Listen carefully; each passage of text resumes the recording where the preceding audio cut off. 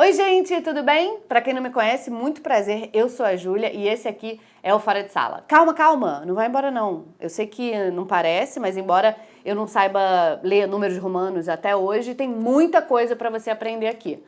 A tabuada eu também não sei, e nem a fórmula de Bhaskara, que inclusive eu tive que pesquisar como é que escrevia Bhaskara pra poder fazer esse roteiro. Mas fica aqui com a gente, não vai embora não. No mínimo você vai poder rir da minha cara, afinal de contas, é pra isso que o Descomplica me paga. Eu passo vergonha, mas é com cachê. Bom, então enquanto eu ralo e passo vergonha, você se diverte, você podia aproveitar pra curtir o vídeo, né, compartilhar. Vai cair seu dedo? Não, né? E quem sabe assim eu também não aproveito e, sei lá, aumento meu cachê. Bom, e hoje quem tá aqui pra me ver passar vergonha é a Cíntia da Moody's. Importante não confundir com nudes, tá? Seus pervertidos. Bom, a Moody's, gente, é uma instituição que funciona basicamente igual ao meu salário, ou seja, não tem fins lucrativos, mas ao contrário de mim, é uma instituição altamente relevante para o mercado de trabalho. Há mais de 50 anos de existência, vem atuando principalmente na promoção e integração dos jovens de baixa renda no mundo do trabalho por meio de programas de estágio remunerados, programas de aprendizagem e de trainee, além da realização de atividades e projetos sociais para adolescentes e jovens em situação de vulnerabilidade social. Bom, a Moody's, gente, ela cria trajetórias de sucesso. E quem faz essa ponte para o futuro é a Cíntia, que inclusive começou lá como estagiária e vai contar hoje pra gente principalmente como não passar vergonha como estagiário, né? Como, sei lá, sair do banheiro com papel higiênico preso no sapato. Longe de mim, tá? Ter passado por isso, gente. Eu, no máximo, fiquei com a saia presa no vestido e passei o dia inteiro de bunda de fora. Mas nada que comprometesse a minha integridade. Então, vamos ao que interessa, antes que a produção corte o meu microfone e o meu salário.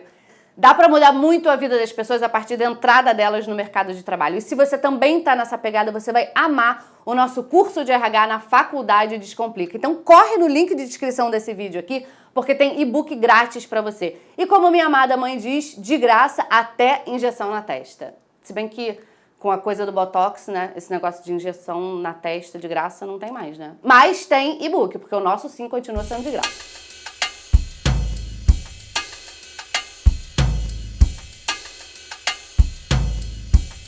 Cíntia, obrigada por você estar aqui com a gente, mesmo que virtualmente. E eu queria começar te perguntando uma coisa, que é a seguinte. Você começou na Moody's como estagiária, como a gente já falou aqui, e conseguiu um emprego de assistente de auditoria em uma empresa de consultoria de gerenciamento. Queria saber qual a primeira lembrança assim, que você tem dessa entrevista, porque escrevendo essa pergunta para você, eu lembrei da minha experiência aqui na entrevista para pegar esse trabalho do Descomplica. Eu fiquei tão nervosa que pousou um mosquito na minha bochecha e eu dei um tapa na minha própria cara. A minha sorte é que eles estavam procurando exatamente uma pessoa que não passasse no psicotécnico.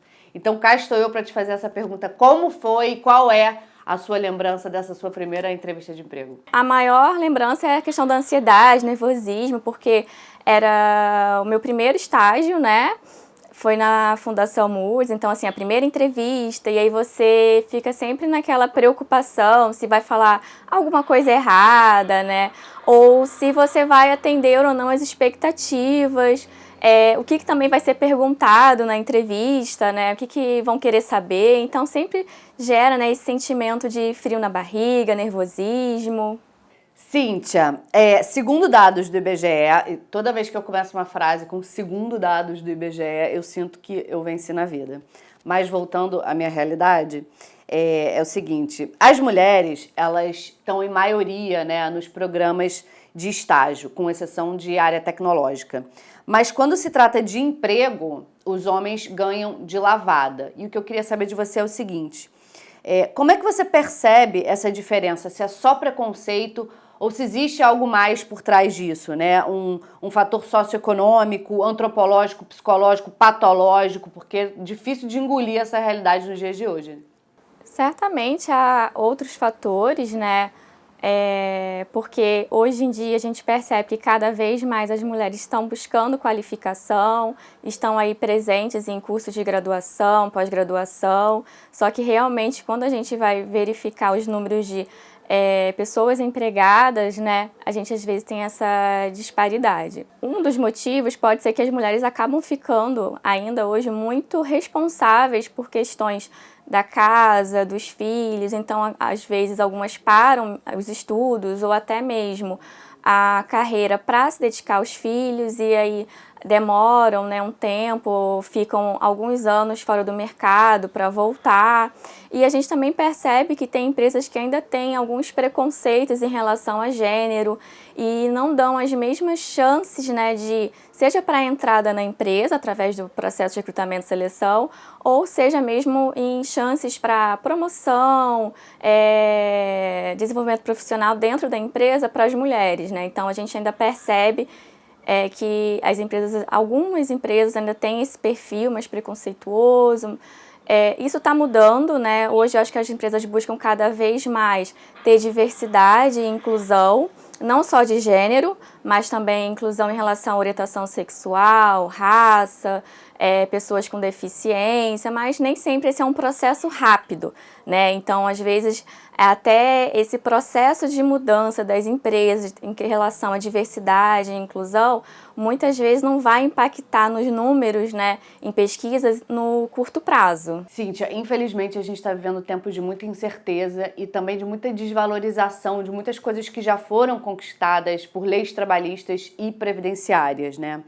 O que eu queria saber o profissional do RH, ele tem uma visão holística, né? Ou seja, ele enxerga o profissional como um todo. E aí, que impactos vocês estão vendo, né, percebendo no dia a dia das contratações, seja para vagas de estágio ou de trainee? Enfim, qual o impacto dessas novas medidas na gestão empresarial, na relação com futuros profissionais e o mercado? O que a gente percebe, né, enquanto o programa de estágio, que muitas vezes as empresas preferem contratar primeiro como estagiário, até para conhecer e desenvolver aquela pessoa, né, antes de contratar, de efetivar já como um profissional, né? Porque aí você tem o tempo não só de desenvolver, mas também de conhecer o potencial daquele estudante. Em relação às vagas de trainee, acredito que as empresas, não todas, mas algumas às vezes ficam mais cautelosas em relação à contratação e isso impacta às vezes, né, essas mudanças que a gente tem no mercado de trabalho, ou até mesmo quando a gente tem algumas crises, né, que impactam na contratação, então você pode ter uma redução, né, no número de vagas para determinado programa, e as empresas acabam ficando um pouco mais cautelosas. Diferente do programa de estágio, que é uma outra legislação, né, uma outra lei, a Lei 11.788. Então, é uma legislação um pouquinho diferente da legislação que rege, né, o programa de trainee, porque o trainee ele é CLT, né, ele é um cargo efetivo. Então, por ser uma legislação diferente, então às vezes as empresas acabam preferindo contratar o estagiário do que o trainee. E você que está assistindo a gente e não sabe ainda como ou o que fazer da vida, fica tranquilo, porque eu também até hoje não sei o que eu estou fazendo da minha. Mas isso também porque na minha época não tinha a Faculdade Descomplica para abrir os meus horizontes. Então faz o seguinte, corre lá no nosso site da Faculdade Descomplica e quem sabe amanhã você não pode ser um profissional de sucesso que eu vou estar entrevistando. Talvez eu esteja um pouco surda, mas aí você vai falar alto. Cíntia, o seguinte, agora sobre novas tecnologias. O que eu queria saber é se você acha que essas novas ferramentas, elas ajudam no processo de seleção ou nenhuma tecnologia substitui a sensibilidade que você precisa para um processo seletivo, né? Ou ele, na verdade, acaba atrapalhando porque o sujeito passa ali o dia inteiro mandando indireta para a ex-namorada no trabalho. Eu acredito que as novas tecnologias são muito bem-vindas, até porque otimizam o nosso trabalho, só que o profissional de RH, principalmente quem atua com recrutamento e seleção, tem que sempre ter uma sensibilidade, né? E pensar sempre, né, em usar a tecnologia para facilitar o trabalho, mas não perder a sensibilidade, a sua percepção, né? Então, a tecnologia ajuda, por exemplo, no processo de recrutamento e seleção, quando você tem etapas de inscrição já através de uma plataforma, testes de conhecimentos ou habilidades, mas isso não substitui a entrevista, né?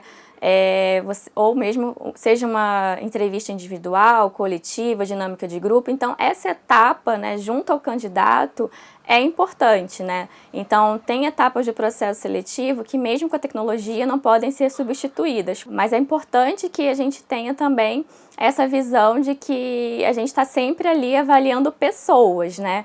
Então, é importante conhecer o candidato, não depois disso, através de uma entrevista ou uma dinâmica de grupo, né? Porque os testes facilitam, porque acabam sendo filtros, né? Para que a gente tenha na etapa de entrevista ou na etapa de dinâmica de grupo pessoas que estejam mais alinhadas, né, ao perfil buscado pela empresa.